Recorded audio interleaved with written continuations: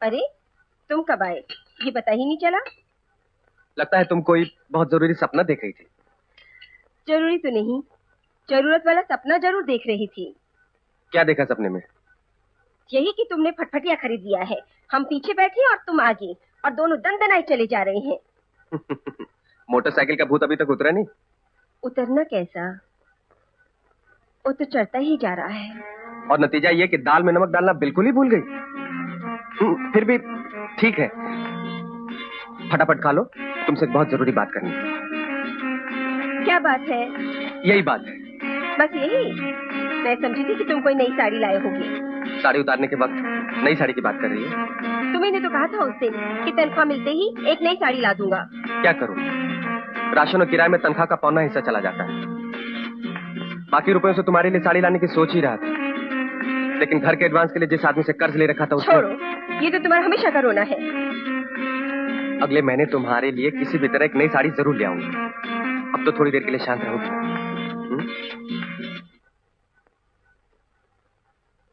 अरे इतनी देर क्यों कर दी? कर नहीं थी, हो गई।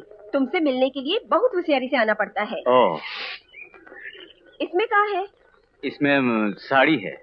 मैं देखूं? देखो।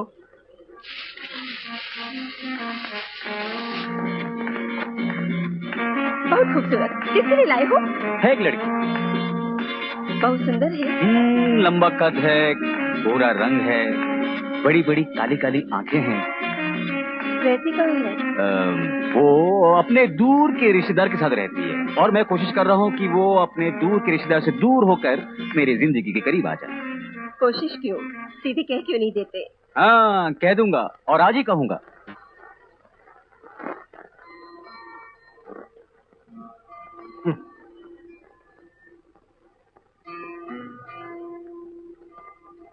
क्या हुआ है तुम्हें?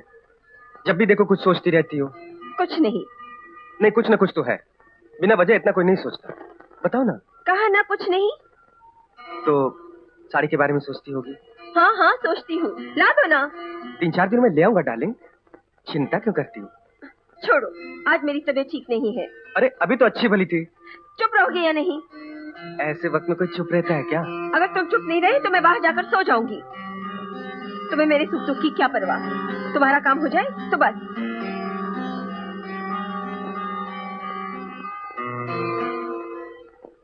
पंचमाई, कोई चिट्ठी आई? अरे चिट्ठी तो आया करती थी हमारे।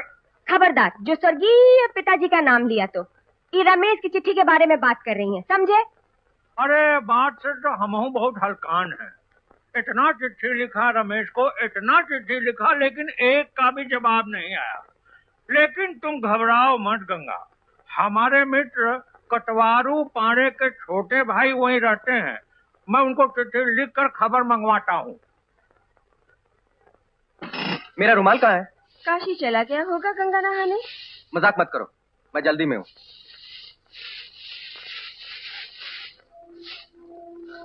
ये नई साड़ी किसकी है? हमारी अलमारी में है। क्या तो मेरी होगी या तुम्हारी? ये कब ली? कल। पैसे कहाँ से? मैं कंगाल थोड़ी ना हूँ, गांव से आती वक्त कुछ पैसे साथ लेकर आई थी। वेरी गुड, कितनी समझदार हो तुम। वैसे डिजाइन तो ठीक है, लेकिन रंग कुछ ज्यादा ही भड़कीला है ना? है? पहनने वाली तुम हो, तुम्हें पसंद है तो और क्या चाहिए। सुनो, अब तो मुझे साड़ी लाने के लिए नहीं कहोगी ना? ऑफिस जाओ, देर हो रही है। अच्छा, तो मैं चलता हूँ। साड़ी खरीदने का तो तब नहीं, बस नुक्स निकालते रहते हैं।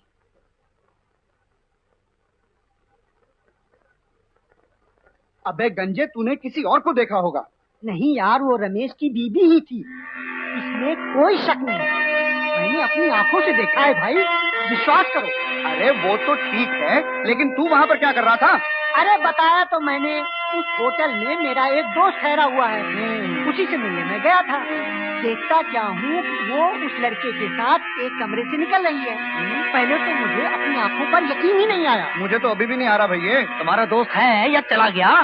तो 4 दिन अभी यहीं ठहरेगा। मैंने उसे भी पद्मा भाभी के ऊपर निगाह रखने के लिए कहा है। बस मामला 2-1 दिन में सामने आ जाएगा। एक लाइफ बॉय देना। छुट्टा नहीं है क्या गुरु? यही है उसका मर्द। अरे जनाना मर्द बोल, जनाना। और अब साबुन खरीद रहा है। लाइफ बॉय, लाइफ बॉय है जहाँ तंदुरुस्ती है वहाँ। मगर साला तंदुरुस्ती क्या करेगा क्या? बीवी तो किसी और के पास भेजता है, ना मर्द कहीं का। कितना मर्द बोलता साले।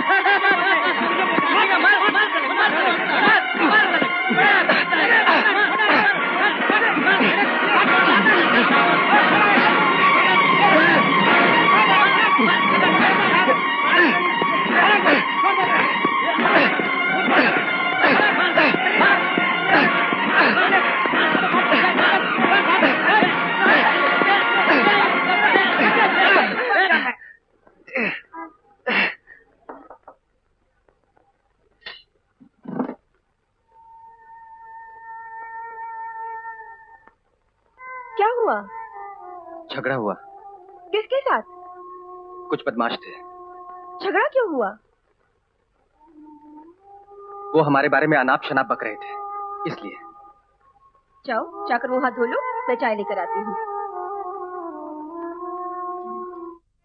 ए गंगा, गजब हो गवा। का भैया पंचमई? अरे अपने दोस्त के भाई को जो चिट्ठी लिखी थी उसका जवाब आ गया। उसने लिखा है कि रमेश अपने पुराने घर को छोड़कर किसी नए घर में चला गया है और उसको नए घर का पता ही नहीं मालूम। हमारी सारी चिट्ठियां पुराने मकान मालिक के पास पड़ी हैं। ओको हाफिज का पता तो मालूम हुई है पंचमई? उसने लिखा है कि रमेश के ऑफिस का पता अगर हम उसको लिख के भेजें तो वो उसकी खबर लगा के बता सकता है। हे भगवान, अब क्या होगा?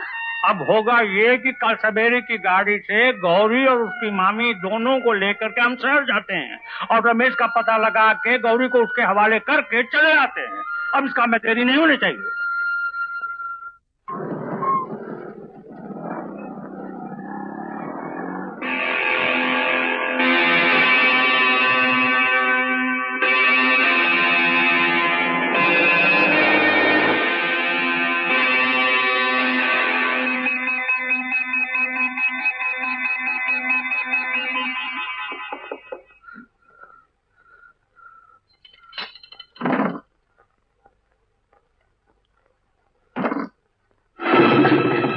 कहाँ गई थी तू इतनी देर?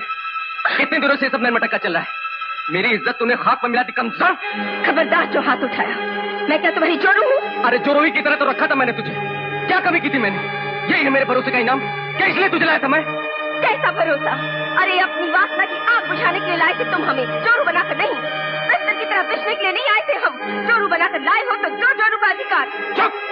ऑफिस में 2 कौड़ी की इज्जत नहीं रह गई। पता होता कि तू ऐसे मुझे धोखा देगी तो तुझे लाता ही। अच्छा, धोखा? तुमने क्या किया अपनी पत्नी गौरी के साथ? मर्द करे तो उसका अधिकार है और औरत करे तो धोखा है, पाप है।